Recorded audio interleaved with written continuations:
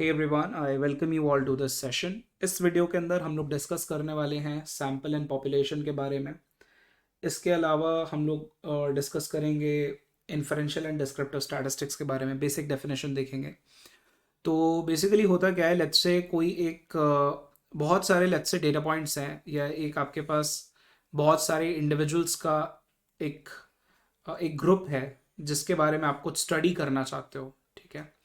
and it's a large population. Yeah, we have a large number of data points in it, and you want to study something about it. Let's say आप लोगों का average weight या average height जानना चाहते हो, या similar type of study आप conduct करना चाहते हो उनके बारे में, ठीक है।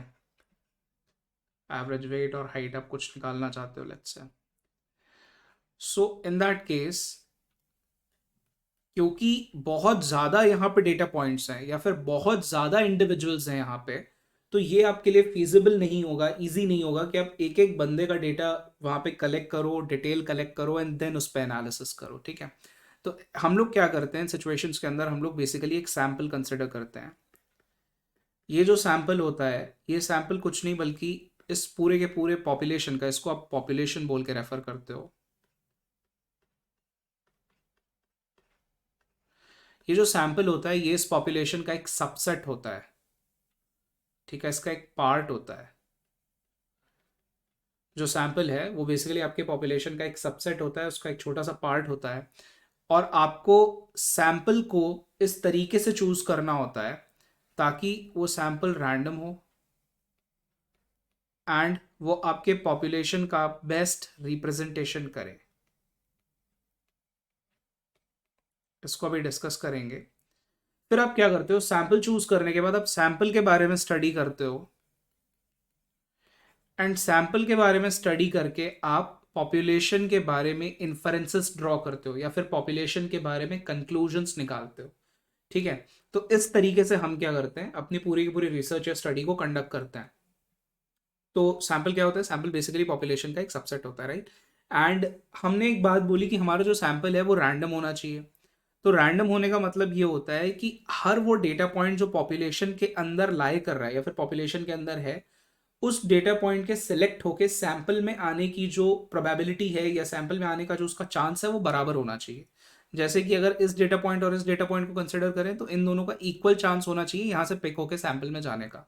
ऐसे सारे के सारे डेटा डेटा पॉइंट्स या जो भी इंडिविजुअल्स आपके पॉपुलेशन के अंदर हैं, उनकी प्रोबेबिलिटी सैंपल में सिलेक्ट होके या पिक होके जाने की बराबर होनी चाहिए, ठीक है।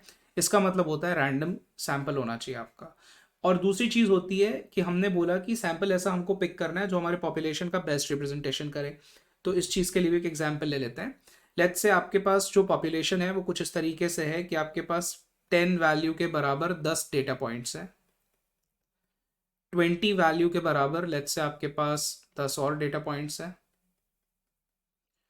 30 वैल्यू के बराबर आपके पास सिमिलरली 10 और डेटा पॉइंट्स हैं, similarly for 40, for 50, 60, 70, 80, 90 and last में 100, ठीक है। तो 100 वैल्यू के बराबर भी आपके पास लेट्स से 10 डेटा पॉइंट्स हैं।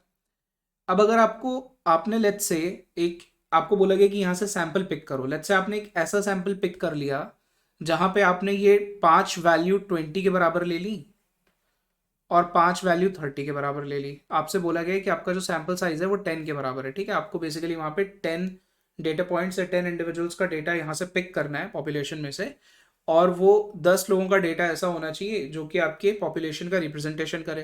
तो आपने क्या किया, आपने इस तरह का आपने पिक कर लिया, ठीक है। 20 वैल्यू के आपने 5 डेटा पॉइंट्स ले लिए और 30 वैल्यू के आपने 5 डेटा पॉइंट्स ले लिए।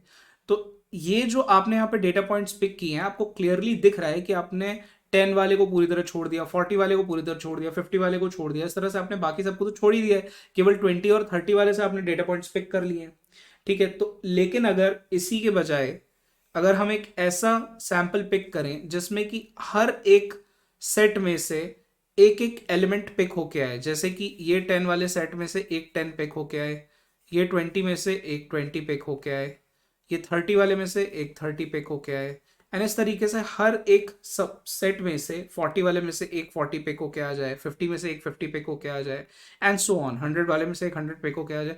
तो ये जो पूरा का पूरा हमारा यहाँ पे सैंपल बनेगा, ये सैंपल इस वाले सैंपल से जो आपने पहले पिक किया था उससे बेटर रिप्रेजेंट कर रहा है हमारे पॉपुलेशन को, राइट। तो इस सिचुएशन में ये वाला जो हमने यहाँ पे सैंपल बनाया हुआ है ऊपर, ये सैंपल हमारे पॉपुलेशन का ज़्यादा अच्छा रिप्रेजेंटेशन, इनफैक्ट बेस्ट रिप्रेजेंटेशन कर रहा है, ठीक है।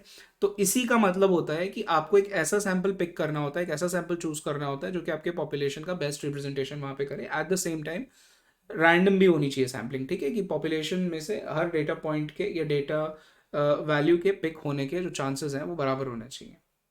So that's the thing about population and sample. और हम क्या करते हैं सैम्पल के बारे में, बेसिकली जैसे फीजिबल तो होता नहीं है, मतलब उसको स्टडी करना पॉपुलेशन को हर बार, तो हम क्या करते हैं सैम्पल पिक करते हैं, अच्छा सैम्पल पिक करते हैं, सैम्पल को स्टडी करते हैं और सैम्पल को स्टडी करके कंक्लूजन्स ड्रॉ करते हैं पॉपुलेशन के बारे में, इन्फ्रेंसेस निकालते हैं पॉपुलेशन के बारे में।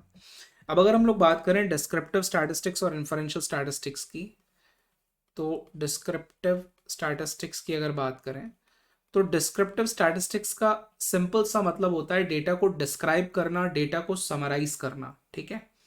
तो ये सब जो डेटा को समराइज करने वाली बात होती है या डेटा को डिस्क्राइब करने की जो बात है, ये डिस्क्रिप्टिव स्टैटिस्टिक्स के अंदर आती है।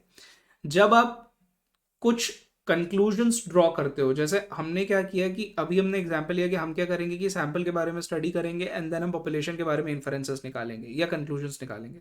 तो जब कभी भी आप कुछ कंक्लूजन्स निकालते हो, आप इन्फरेंसेस निकालते हो, तो वो चीज़ किसके अंदर आ जाती है, इन्फ्रेंशियल स्टैटिस्टिक्स के अंदर आ जाती है। और डिस्क्रिप्टिव स्टैटिस्टिक्स का सिंपल सा मतलब होता है कि आप क्या कर रहे हो, डेटा को डिस्क्राइब कर रहे हो या समराइज कर रहे हो, ठीक है। तो ये डिफरेंस होता है दोनों में। अब जो ये आपने मीन, मीडियन, मोड ये सब सुना होगा, ये सब बेसिकली आपके डिस्क्रिप्टिव स्टैटिस्टिक्स के अंदर ही आते हैं, ठीक है। आपका स्टैंडर्ड डेविएशन हो गया या फिर आपका वेरिएंस हो गया, ये सब के सब आपके डिस्क्रिप्टिव स्टैटिस्टिक्स के अंदर आते हैं। लेकिन अगर हम इन्फरेंशियल स्टैटिस्टिक्स की बात करें तो इन्फरेंशियल स्टैटिस्टिक्स के अंदर आपका जो ये अनोवा टेस्ट हो गया या फिर आपका काई स्क्वायर्ड हो गया, हाइपोथेसिस टेस्टिंग हो गया, ये सारी की सारी जो चीज़ें हैं ये इन्फरेंशियल स्टैटिस्टिक्स के अंदर आती हैं, ठीक है। तो हम लोग आगे पढ़ेंगे, क्वेश्चंस लेंगे और चीज़ें एग्जाम्पल्स वगैरह लेंगे, will try to understand it better. But that's the difference between inferential and descriptive statistics. And हमने पॉपुलेशन एंड सैम्पल के बारे में भी इस सेशन में डिस्कस किया है। I hope this video was helpful for you. We'll meet in the next session. Till then, thank you. Bye bye.